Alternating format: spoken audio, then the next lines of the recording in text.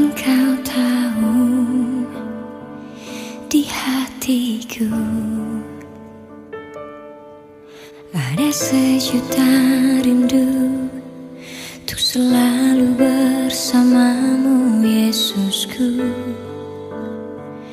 Izinkan ku menyenangkan hatimu lewat nyanyian hatiku.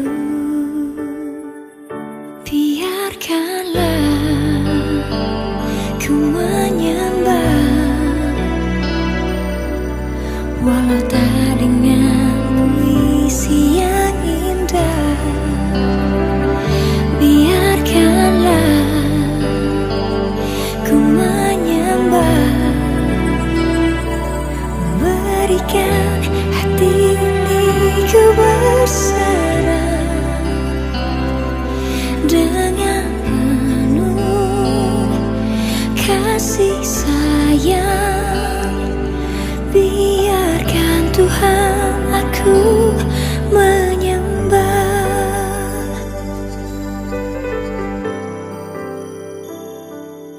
Engkau tahu di hatiku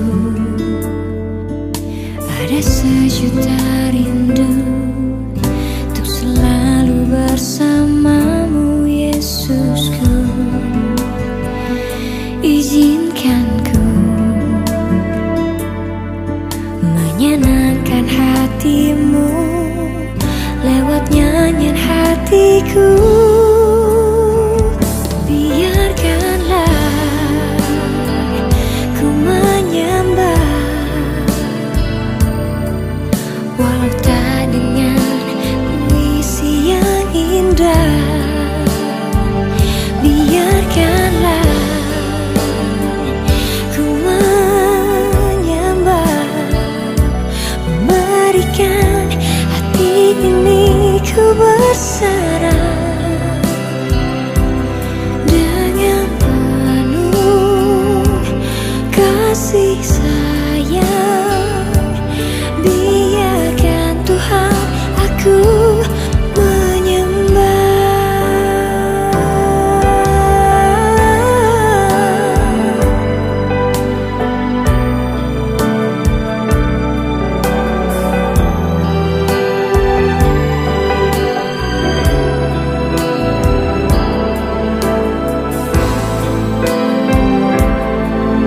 Biarkan Tuhan aku menyembah.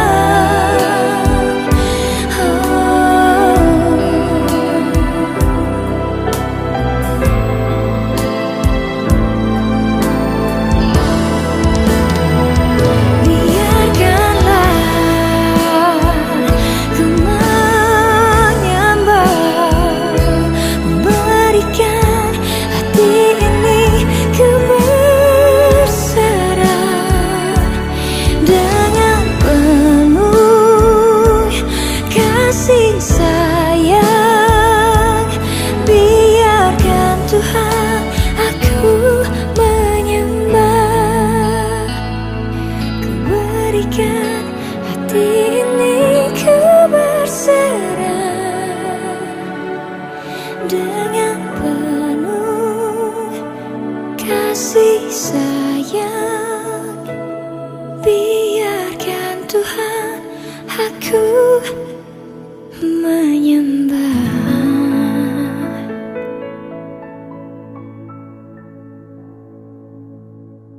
Mari kita berdoa. Kami bersyukur Tuhan untuk hari ini kami boleh belajar Bible Class spesial. Kami boleh belajar satu bidat dalam kekristenan namanya Mormon. Dan kiranya penerangan dari Engkau, Roh Kudus-Mu membuka pikiran kami untuk boleh mengerti, untuk boleh memahami dan berbicara. Tuhan, kami siap untuk mendengar, kami siap untuk diberkati Tuhan. Di dalam nama Tuhan Yesus, haleluya. Amin. Kita belajar hari ini tentang suatu bidat dalam kekristenan namanya Mormon. Nah, biasanya terkenal namanya orang gereja Mormon seperti itu. Ada channel YouTube namanya The Tabernacle Choir at Temple Square.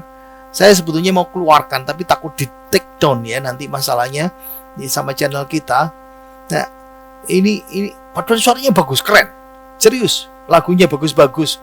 Lagunya rohani, lagunya nggak salah. Lagunya nggak masalah, bagus. Ada lagu Handel, ada beberapa bagian lagi yang lain ya. Lagu yang umum, yang biasa juga kita nyanyikan waktu Natal dan sebagainya. Nah, lihat ya, lambangnya Tabernacle Choir ini, lihat ya, lambang ini. Nah, ini adalah persis seperti gereja ini. Jadi, lambangnya seperti ini gerejanya seperti ini. Oke, jadi di kota namanya Salt Lake, Utah di Amerika Serikat, bait Salt Lake ya, ada gereja Yesus Kristus dari orang-orang suci zaman akhir. Di Indonesia terkenal dengan disingkat OZA seperti ini ya. Kalau di Amerika namanya LDS, The Church of Jesus Christ of Latter-day Saint.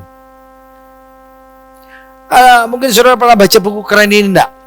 Saya dulu kuliah wajib baca buku ini ya, tentang kepemimpinan, 7 Habits of Highly Effective People ya, Stephen Covey.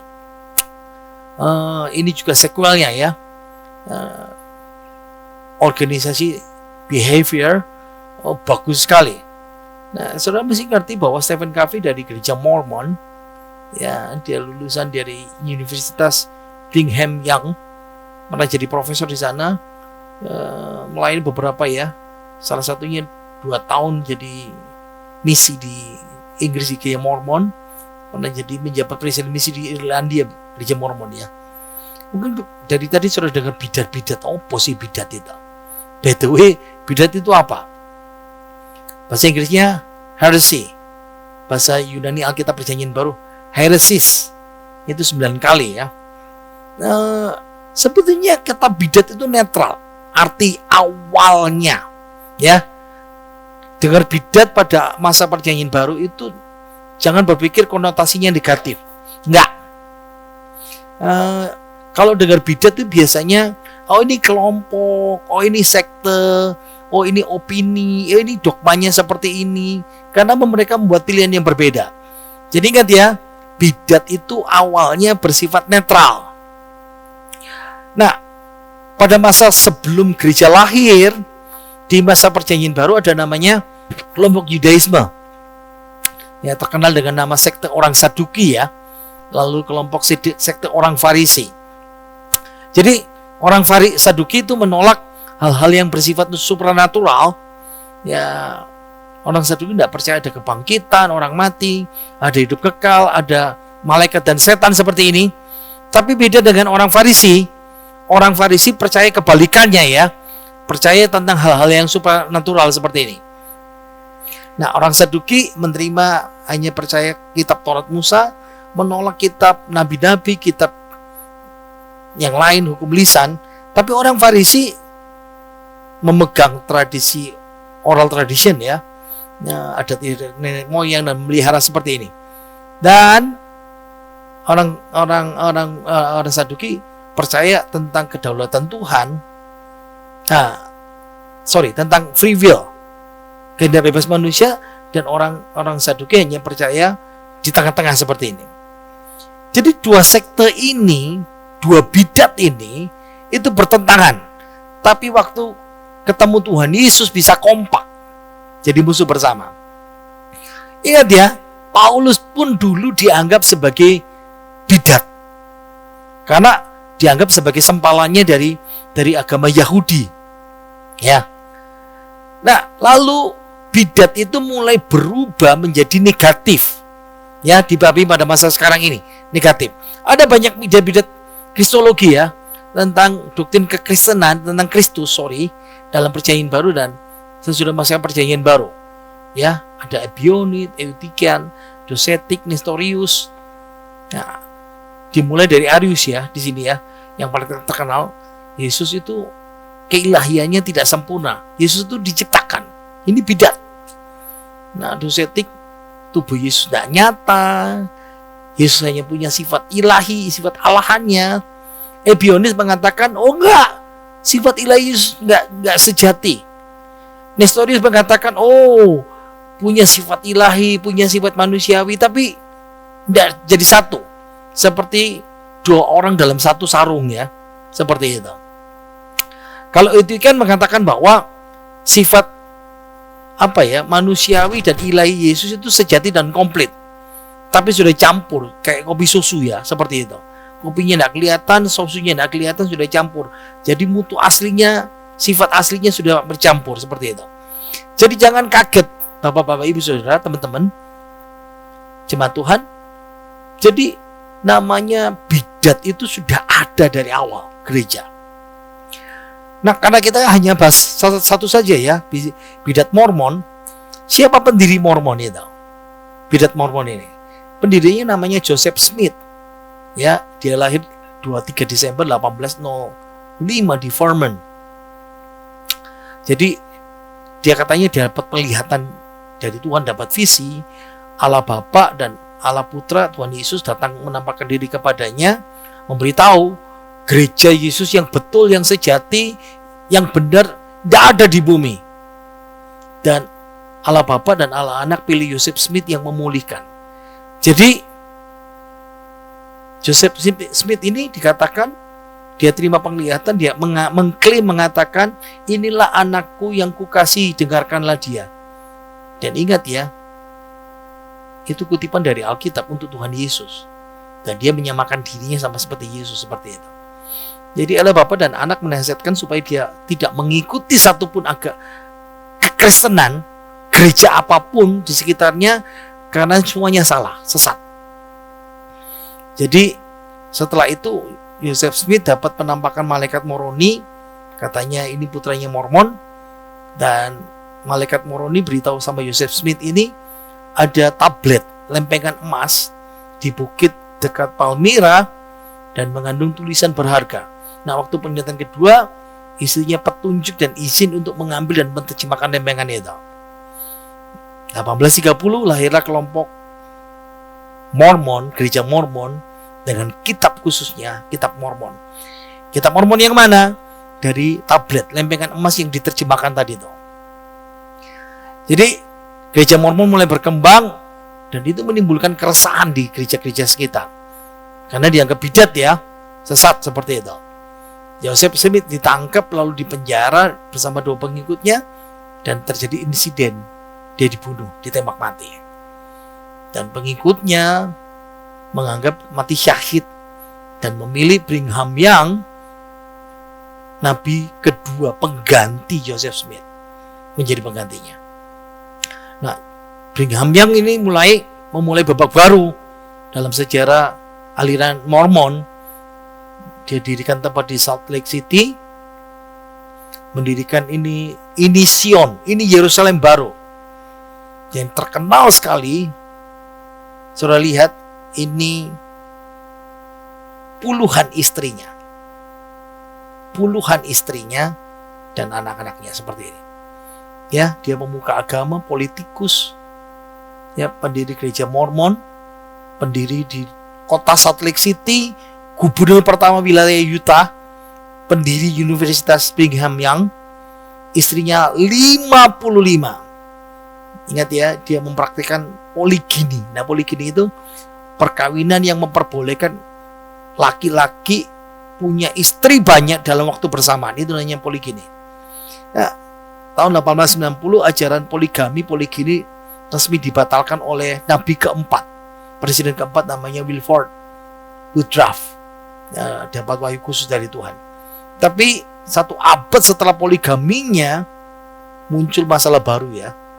BBC mengatakan ada dokter spesialis penyakit langka pada anak, Theodore Darby, anak-anak yang modelnya terbelakang-belakang mental itu, mukanya lihat ya sama, dahinya menonjol, telinganya rendah, matanya lebar, rahangnya kecil, penyakit mental fisik ya, akibat yang ini tadi tuh ya. Dan bukan hanya Brigham Young, tapi jemaat yang lain seperti itu. Oke. Nah, ini websitenya. Jadi kalau saudara hamba Tuhan, nah hati-hatilah mengutip, karena kita lihat bedanya di mana sama ajaran kita. Kalau di Surabaya, saudara lihat ya, di Jalan Ratna itu, di dekat AJBS, ada satu gereja yang selalu tertutup di situ. Ini gerejanya. Nah, ini namanya gereja Mormon ya. Nah, ciri khasnya kalau saudara sering kali melihat misionaris naik sepeda, ya baju gini ya, baju putih, dasi, bersepeda. Nah, itu misionaris gereja Mormon. Oke, dari tadi kita bahas tentang bidat Mormon.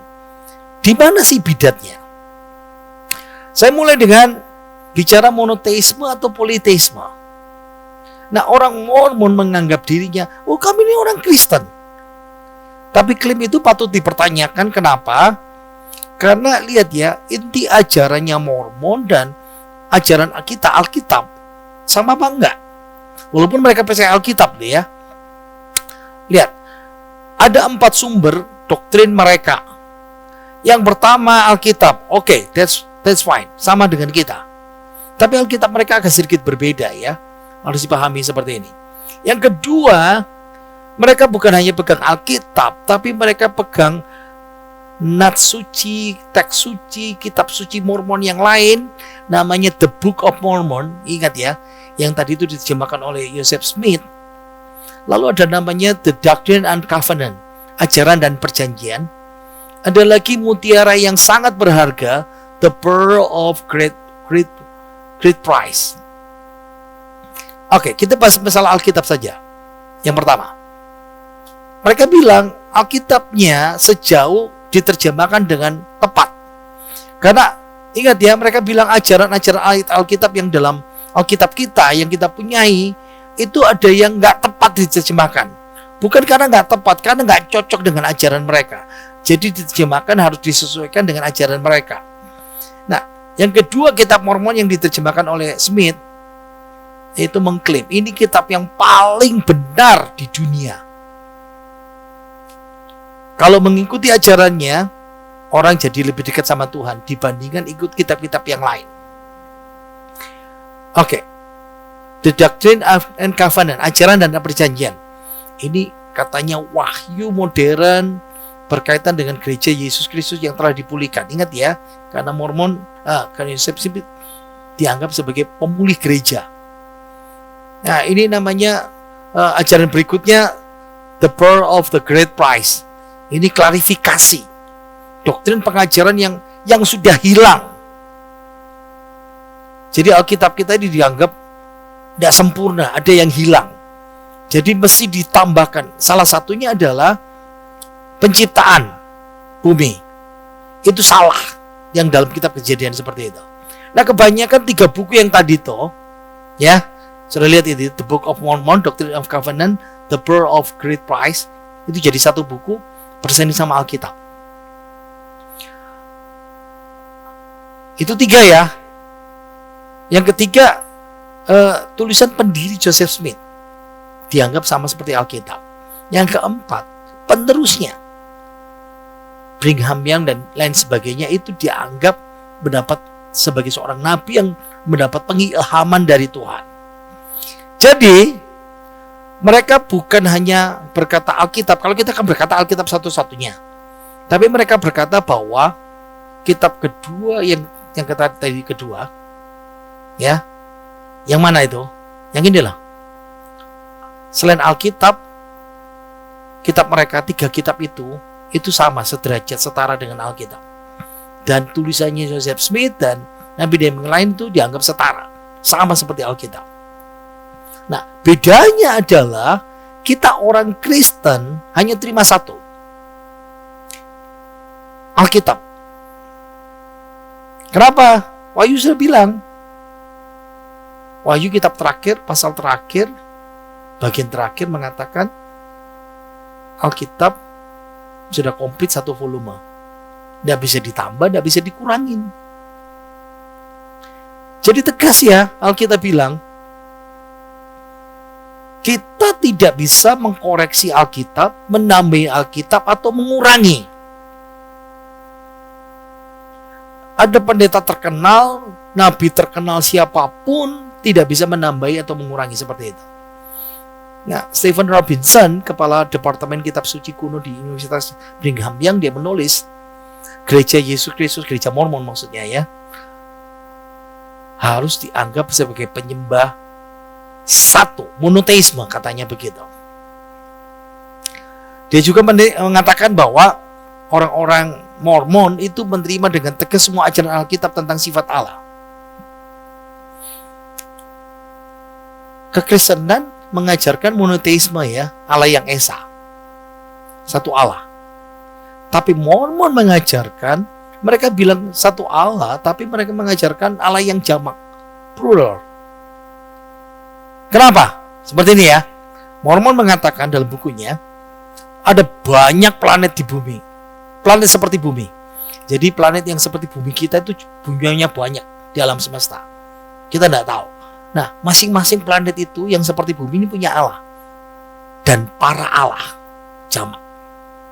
Nah, mereka yang dulu para Allah di planet-planet lain seperti bumi ini, itu dulu manusia yang evolusi jadi Allah. Teologi Mormon dari Russell Bruce McConkie mengatakan bahwa pluralitas kejamakan dari para Allah itu ada. Ingat ya, ada jumlah yang terbatas dari tokoh-tokoh suci. Ingat ya, tokoh suci itu jadi Allah nanti. Yang diambil dari dunia tidak terhitung, telah diteruskan dalam permuliaan dan dengan demikian jadi Allah. Jadi intinya adalah kita kan monoteisme, satu Allah, Allah yang esa. Mereka bilang enggak, ada planet-planet yang lain seperti bumi di dalam semesta ini dan mereka punya Allah. Dan orang-orang suci itu pernah yang orang suci itu akhirnya jadi Allah, dipermuliakan. Jadi ingat ya, Allahnya orang Mormon itu tidak esa, ada banyak, politeisme. Joseph Smith pendirinya ya, dia berkata begini, pada mulanya kepala pemimpin para Allah. Jadi Allah-Allah yang banyak ada pemimpinnya. Seperti dewa-dewa ada kepala dewa begitu ya. Memanggil dewan para Allah dan mereka berkumpul dan menyusun rencana menciptakan dunia dan orang-orang di dalamnya. Ngeri. Nah, ada kisah kitab dalam kutip mutiara yang sangat beragam menyatakan bahwa kita tidak punya namanya kitab Abraham, mereka punya. Dan mereka siapa? Para Allah ini menyatakan biarlah ada terang, cahaya, dan terang itu, dan para Allah memahami cahaya itu, terang itu, dan para Allah menyebut terang itu siang dan kegelapan itu malam. Bukan itu cerita dalam Alkitab kita ya. Ingat ya, dalam 2 pasal ini sebutan jamak para Allah itu digunakan lebih dari 50 kali. Nah, meskipun mereka percaya politeisme ya, tapi Mormon itu menganggap dirinya, oh kami ini monoteis. Karena kami hanya fokus, kita kan di bumi kan punya satu Allah. Kalau kita katakan, oh bukan, itu namanya henotheis. Ya, politisme yang menekankan dewa sentral. Oh, jelas ya, Alkitab mengajarkan monoteisme ya. Oke, doktrin trinitasnya. Walaupun Kristen dan Mormon punya istilah teologi yang sama, bicara Allah, keselamatan, surga, tapi artinya lain. Kalau kita trinitas kita ada 3 pribadi Allah yang kekal dalam hakikat ilahi yang esa. Masing-masing dikenal sebagai Allah Bapa, Allah Anak, dan Allah Roh Kudus.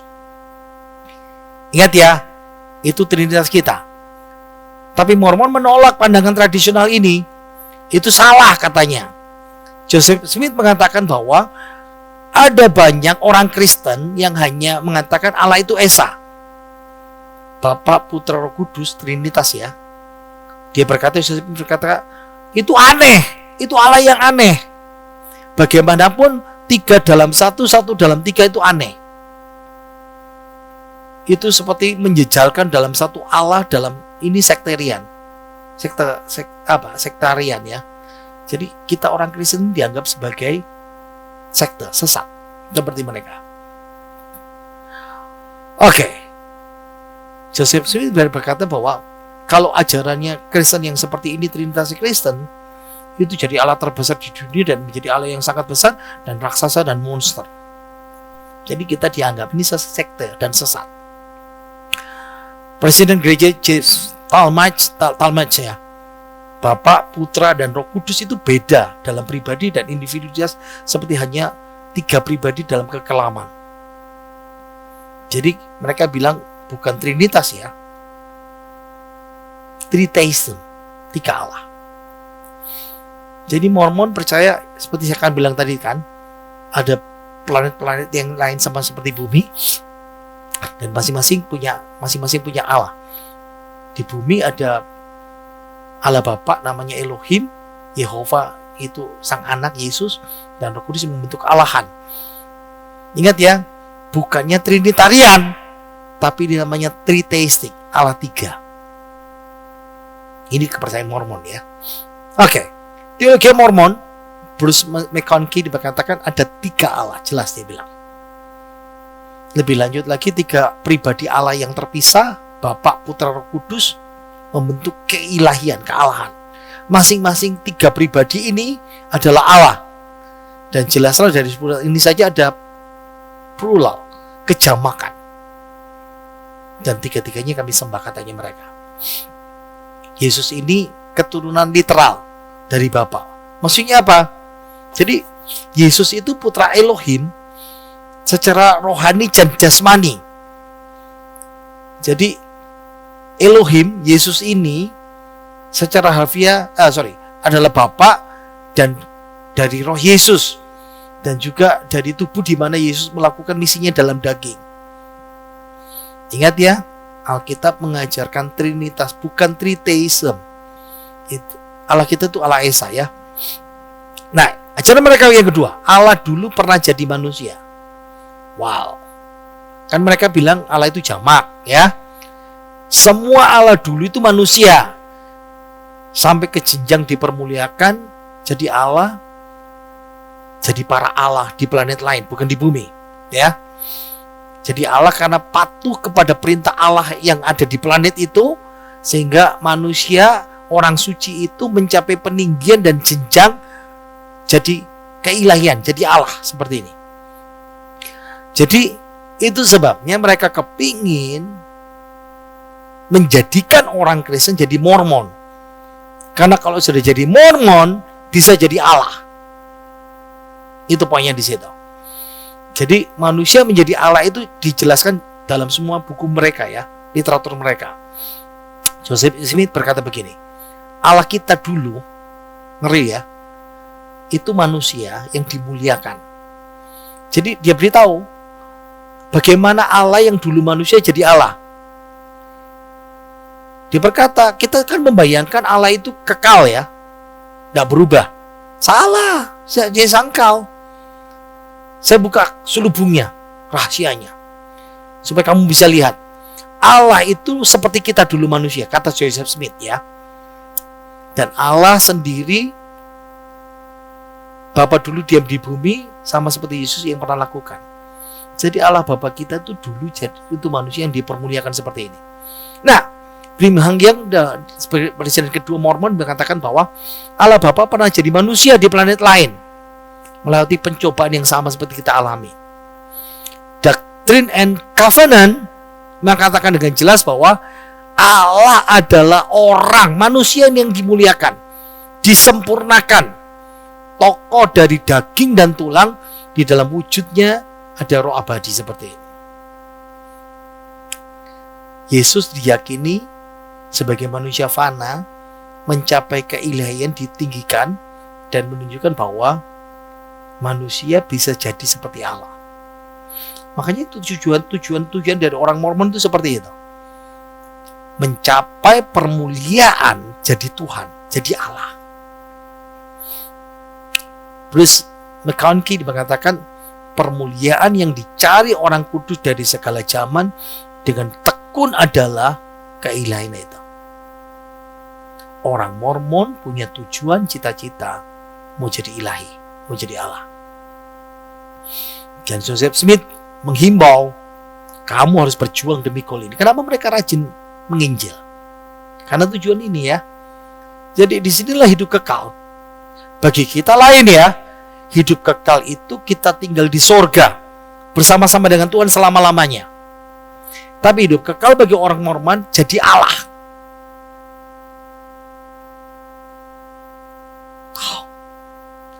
Jadi agak berbeda dengan pikiran kita ya. Teologinya bahasanya sama, istilahnya beda. Pengertiannya beda.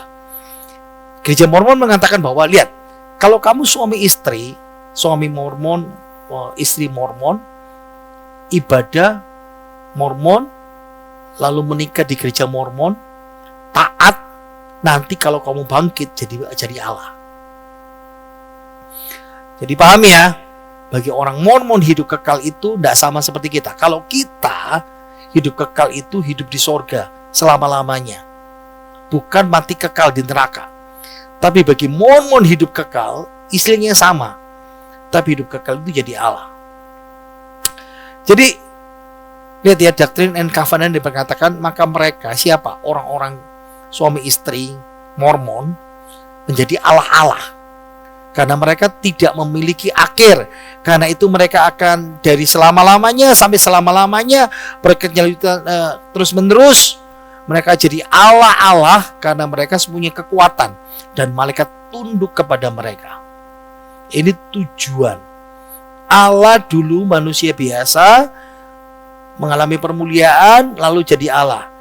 Itu pengharapan yang sama karena Yesus itu manusia biasa, fana, jadi Allah. Itu teologi mereka. Makanya orang Kristen Mormon, manusia biasa, hidup dalam Mormon, dalam teologi Mormon, kawin dengan orang Mormon, mati nanti jadi Allah. Bantahan kita, apa? Alkitab mengatakan, tidak seperti itu. Allah itu kekal. Dari kekal selama-lamanya, tetap selama-lamanya jadi Allah dan tidak berubah. Mazmur 90 ayat 1 dan 2. Doa Musa, abdi Allah, Tuhan, Engkaulah tempat perteduhan kami turun-temurun sebelum gunung-gunung dilahirkan dan bumi dan dunia diperanakan. Bahkan dari selama-lamanya sampai selama-lamanya Engkaulah Allah. Allah tidak pernah berubah. Allah tidak pernah dulu jadi manusia dan sekarang jadi Allah. Dia tetap kekal selama-lamanya. Dulu Allah, sekarang Allah, nanti Allah. Tidak berubah. Hanya ada satu Allah yang sejati. Allah itu ada untuk selama-lamanya, tidak diciptakan karena dia pencipta. Allah itu sempurna, tidak ada yang setara dengan dia. Ini bantahan Alkitab kita. Manusia tidak akan pernah jadi Allah. Dan Allah dulu bukan jadi manusia yang jadi Allah sekarang. Itu bantahan kita ya, Alkitab. Ingat ya, Allah Bapa itu bukan manusia dan tidak pernah jadi manusia. Allah itu roh. Tidak, roh itu tidak terbuat dari darah dan daging. Itu berarti menghancurkan pengharapan apapun dari setiap orang yang berpikir bahwa suatu saat nanti saya jadi Allah. Istilahnya banyak yang sama, tapi pengertiannya beda. Ada namanya celestial parenthood. Apa itu? Celestial itu berhubungan dengan kesurgaan ya. Parenthood itu berhubungan dengan orang tua, kedudukan sebagai orang tua. Nah, orang Mormon mengatakan bahwa ada tiga tingkat surga, telestial dan celestial. Nah, kalau terrestrial hampir semua orang pasti mencapai surga tingkat pertama ini ya. Tujuan Mormon ingat ya, cari jalan menuju surga celestial. Karena di sana mereka ditinggikan menjadi kealahan, jadi Allah. Jadi setelah orang Mormon jadi Allah, ditinggikan menjadi kealahan, dia dan istrinya memproduksi keturunan dalam kekekalan. Nah, keturunannya namanya anak-anak roh ini pada gilirannya menghuni tubuh fisik dan punya kesempatan juga seperti papanya mamanya yang jadi Allah, nanti keturunannya juga jadi Allah seperti itu. Jadi hak istimewa ini disediakan untuk orang yang mau menikah di bait suci Mormon di Salt Lake City, Utah itu ya, dan hidup taat dalam ajaran Mormon. Doctrine dan Covenant mengatakan bahwa orang Mormon yang menikah di gereja Mormon tetap patuh, dibangkitkan bersama, lalu mewarisi takhta dan kerajaan, dinyatakan sebagai kealahan yang memerintah selama-lamanya seperti ini.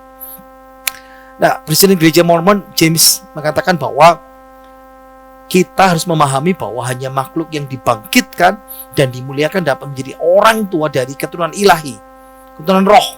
Dan roh-roh yang lahir bagi mereka di alam abadi akan melewati urutan yang tepat, melewati beberapa tahap atau tingkatan di mana orang tua mereka sudah sampai di tingkat permuliaan itu jadi Allah. Karena itu Allah Bapa diyakini menikah dengan Allah Sang Ibu. Dan roh mereka bersama-sama menghasilkan anak-anak roh. Terus McConkie mengatakan laki-laki pria kudus suci yang sudah ditinggikan dimuliakan dapat menjadi seorang bapak. Tidak dapat menjadi seorang bapak kecuali menikah dengan wanita mulia sempurna, kudus yang serupa. Makanya mereka menekankan harus menikah sesama orang Mormon. Ya, itu yang menjadikan pria sang ayah dan wanita sang ibu, entahkah kita berurusan dengan manusia dalam keadaan fana atau kekekalannya seperti ini. Semua pria wanita yang seperti itu memenuhi syarat keturunannya dari persatuan surgawi ini.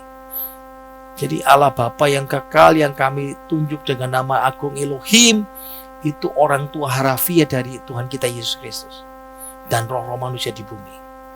Wow. Apa bantahan kita? Alkitab. Ini pandangan antropologi yang terlalu meninggikan derajat manusia. Alkitab tidak bicara seperti itu. Tidak ada bicara seperti itu ya.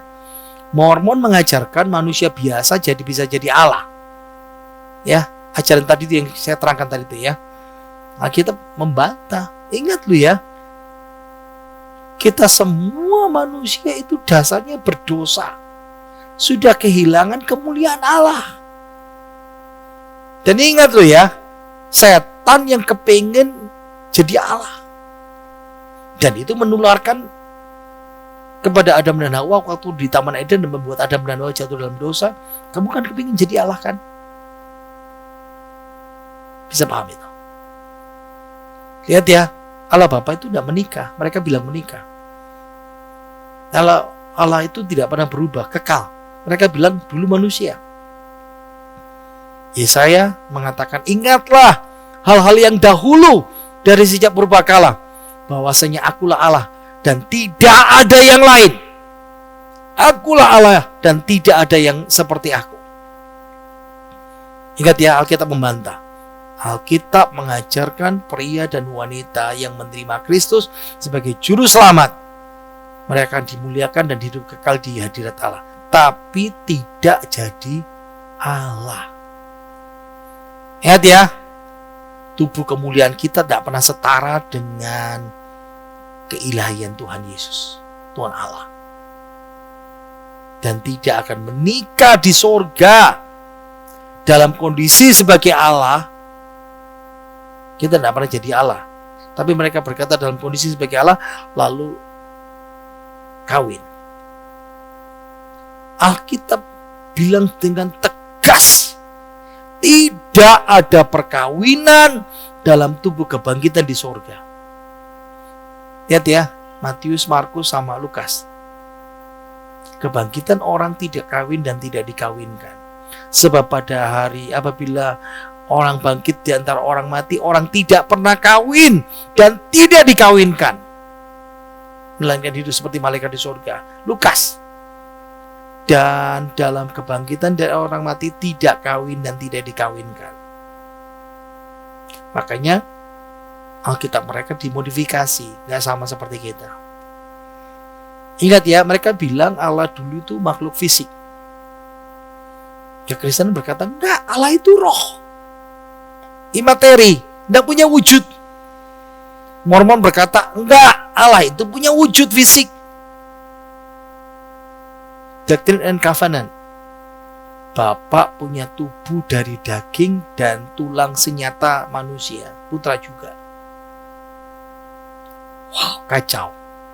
Brigham Young berkata, kami tidak percaya sesaat pun bahwa Allah tidak punya tubuh, anggota badan, passion, atribut dan semuanya itu. Meskipun Yohanes pasal 4 ayat 24 dengan jelas mengajar ya, Allah adalah roh, mereka bantah. Bruce McConkie berkata, oh ini naskah ini salah terjemahan. Ya, penyataan iman palsu mengajarkan bahwa Allah adalah esensi roh yang memenuhi luas ruang dalam usaha yang sia-sia untuk mendukung doktrin itu dirumuskan dalam konsili pada hari-hari awal kemurtadan. Jadi Kristen itu dianggap murtad. Kita itu dianggap murtad sama mereka.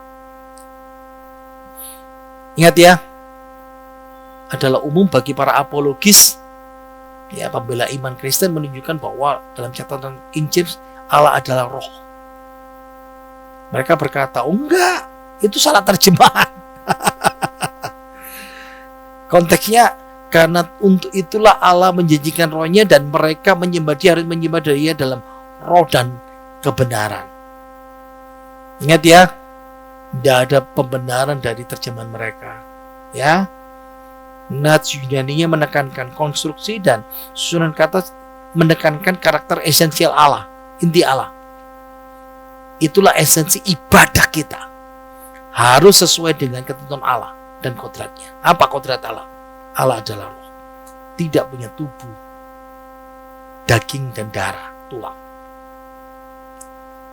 Ya, roh tidak punya tubuh berarti Allah adalah roh, tidak punya milik tubuh.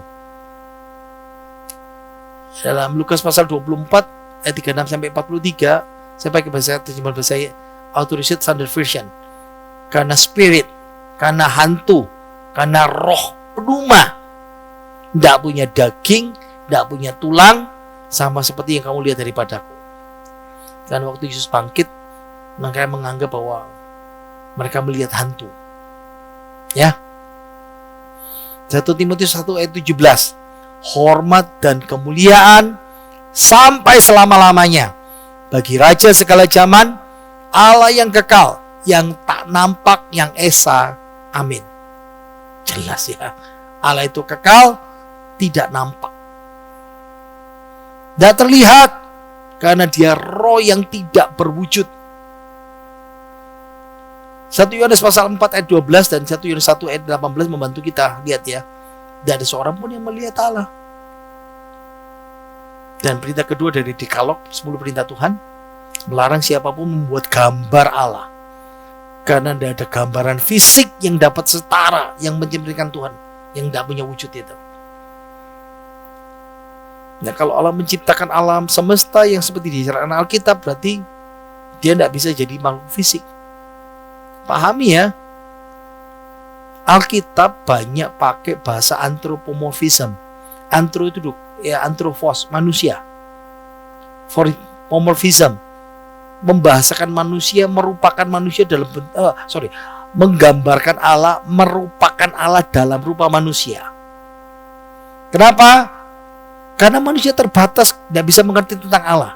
Makanya Alkitab pakai bahasa membahasakan Allah yang tidak terbatas itu dalam bahasa manusia yang tidak terbatas, yang terbatas, Supaya apa?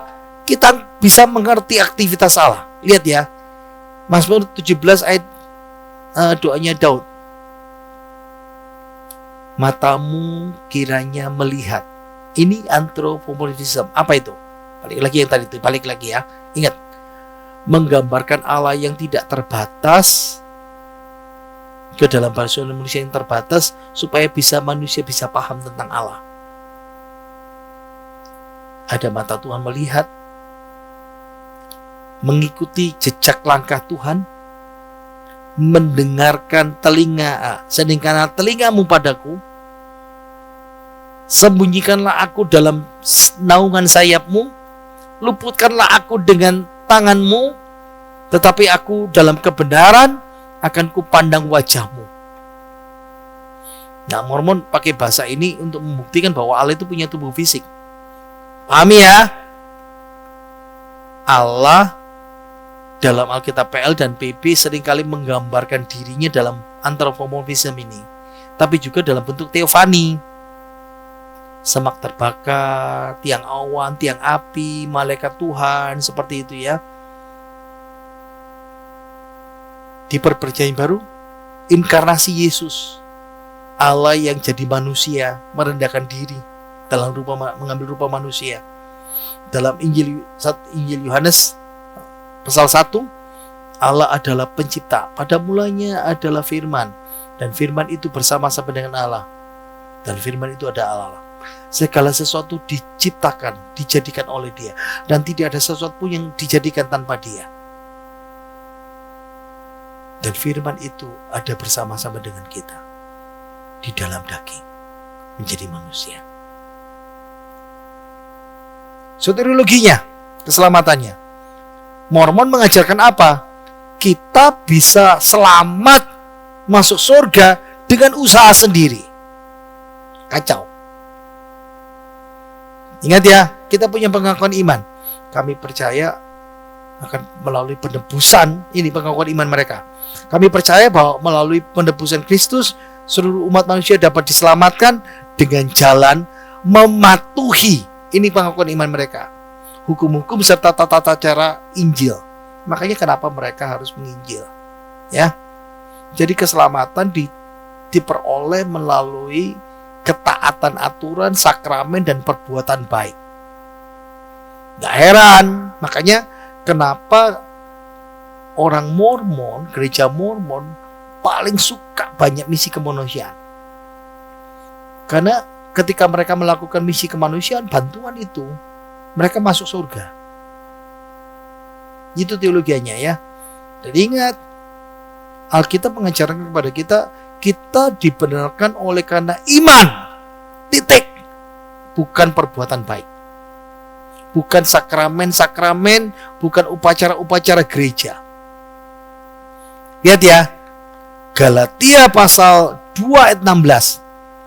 Kamu tahu bahwa tidak seorang pun yang dibenarkan oleh karena melakukan hukum Taurat, tetapi hanya karena iman dalam Kristus Yesus. Sebab itu kami pun telah percaya kepada Yesus Kristus, supaya kami dibenarkan oleh karena iman dalam Kristus, dan bukan oleh karena melakukan hukum Taurat. Sebab tidak ada seorang pun yang dibenarkan oleh karena melakukan tindakan perbuatan hukum Taurat. Jadi Alkitab mengatakan bahwa mengajarkan kita diselamatkan sisi Allah anugerah, sisi manusia iman. Dan ini adalah pembenaran oleh karena iman. Tapi mereka mengatakan, enggak, kamu harus taat, melakukan perbuatan baik, melakukan sakramen-sakramen, upacara-upacara gereja seperti itu. Oke. Sebetulnya kalau saya mengajar, ini slide-nya hampir 200 ya. Ini cuman slide-nya tidak terlalu banyak ya, cuman 87 slide saja. Kesimpulan akhirnya. Jadi apa yang kita pelajari secara teologis dari pelajaran hari ini, teologi proper mereka, monoteisme, Tritunggal mereka, bibliologi mereka, Alkitab mereka, antropologi mereka, kondisi awal asal-usul manusia, eskatologi mereka, surga, tubuh kemuliaan mereka, soteriologi mereka, keselamatan melalui upacara, ketaatan dan perbuatan. Mormon dan Kristen secara tradisional beda jauh. Jadi jangan menyamakan sama-sama Kristen. Enggak. Ini dua agama yang beda jauh. Banyak istilah sama, tapi isinya, pemahamannya, artinya beda jauh. Ingat ya, tambahan di luar Alkitab yang dianggap sebagai punya otoritas, itu membuat kesesatan mereka tambah jelas sekali. Mari kita berdoa. Tuhan, kami boleh belajar hari ini akan kebenaran firman-Mu tentang bidat Mormon, dan bila Tuhan boleh menolong kami untuk boleh mengerti, melihat, dan waspada dengan kesesatan di sekitar kami. Ada banyak dalam sejarah kekristenan para bidat, kelompok bidat, dan biarlah hari ini kami boleh dikuatkan dan disegarkan oleh firman-Mu. Dan itu harus menolong kami untuk boleh melihat, belajar dengan sungguh-sungguh akan kebenaran firman-Mu. Tolong kami Tuhan, berkati hamba-Mu, berkati sedang jemaat-Mu yang sudah mendengar, dan biarlah kasih dan kemurahan boleh memberkati kami semuanya. Mari kita berkatakan kita terima berkat dari Tuhan kita Yesus Kristus sendiri. Kiranya rahmat sejahtera dari Allah Bapa kita dan kasih sayang pada Tuhan Yesus Kristus dan Persekutuan Kudus minta kita serang sampai selama-lamanya. Pulanglah dengan selamat sejahtera, terimalah berkat Tuhan yang melimpah. Diberkatilah hidup kita hari ini oleh Tuhan, kesehatan kita, kekuatan kita, jasmani rohani kita, anak cucu menantu kita, usaha pekerjaan kita dijauhkan dari penyakit COVID dan berkat rohani jasmani dalam nama Tuhan Yesus. Semua yang percaya berkata, amin. Tuhan Yesus berkati, jangan lupa berikan persembahan.